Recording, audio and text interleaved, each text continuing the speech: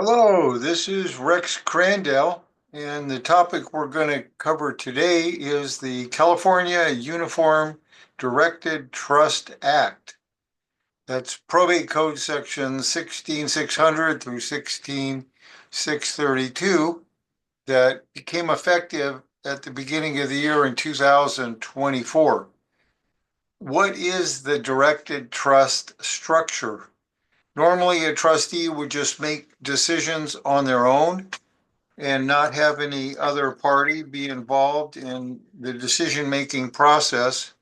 But the new law allows for a separation of duties, one to be called the trust director, and then the other party is the directed trustee.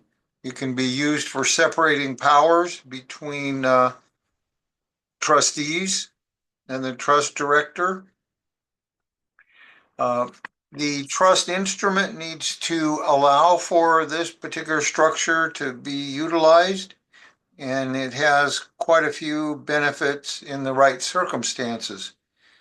The trust director holds the power to tell the directed trustee what to do regarding certain transactions. The trust directors are not considered trustees unless explicitly named in the trust instrument. And it's a bit different than having co-trustees that are in charge of the same and overlapping duties. The duties and standard of care for the trust director, the standard fiduciary duties to act impartially for the best interest of the beneficiaries and the other enumerated fiduciary duties. The directed trustee who's told what to do is not considered liable for transactions that they were directed to execute unless it's willful misconduct or an action that is against the law or public policy. Um, and there's a requirement that the directed trustee give information to the trust director. Now, who is liable for what in the transactions? The directed trustee is not directly liable, or they're protected from liability for tasks that they were told to execute from the trust director. This encourages the trustees to act without second guessing what the trust director advised them and directed them to do.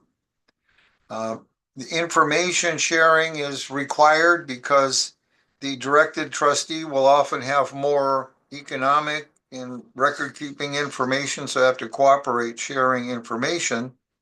And so that the trust director is not operating in a vacuum without relevant information. Courts can resolve disputes between trustees and trust directors.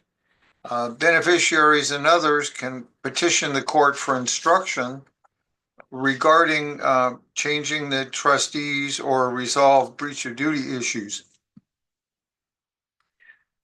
There's default rules that apply that cannot be changed once this structure is in effect. It's not appropriate for the parties to change the rules of their activities because the trust instrument still gives the authority for each of the trustees.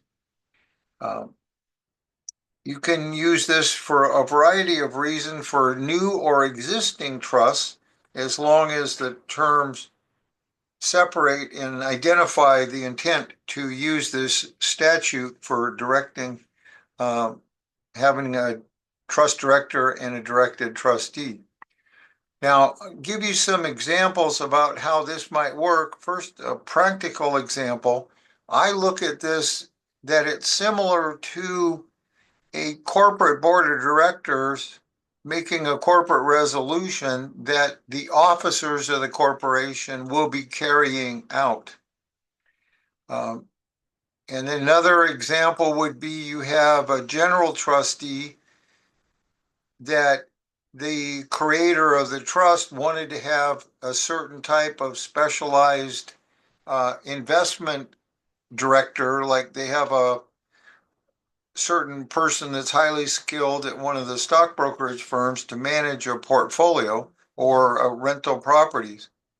Uh, on another kind of situation, say a trust has several rental properties, and the general trustee or the directed trustee has operating knowledge of property management, but there's another party who is highly skilled and knowledgeable with many more years of experience that the directed trustee could inquire and have decisions made and to tell them what to do in certain circumstances. Another problem we have sometimes with naming trustees, if you want a corporate trustee like a bank or a trust company, sometimes they don't want to do certain things within a trust document. Maybe they don't want to oversee a management, like a business or some other investment. And so, excuse me, you could divide the responsibility between the corporate trustee and the directed trustee so that it makes it acceptable to the bank or trust company. Um, and there's oftentimes, let's say that the trust had an operating business. You could have an operator general trustee and then a specialized person that had lots of years in that particular business. So what we have here is a new law, relatively new law from the beginning of 2024, and it allows to divide up responsibilities. And in trusts with different types of assets, it might have applicability. It won't apply in every transaction, but it will apply for trusts that have a lot of assets. For example, you could have a directed trustee in a remote jurisdiction, like, out of state, and maybe the rules are different in that state. So there's a lot of different ways to utilize this new law, and it's worth investigating if you're drafting trust instruments for implementation either now or in the future.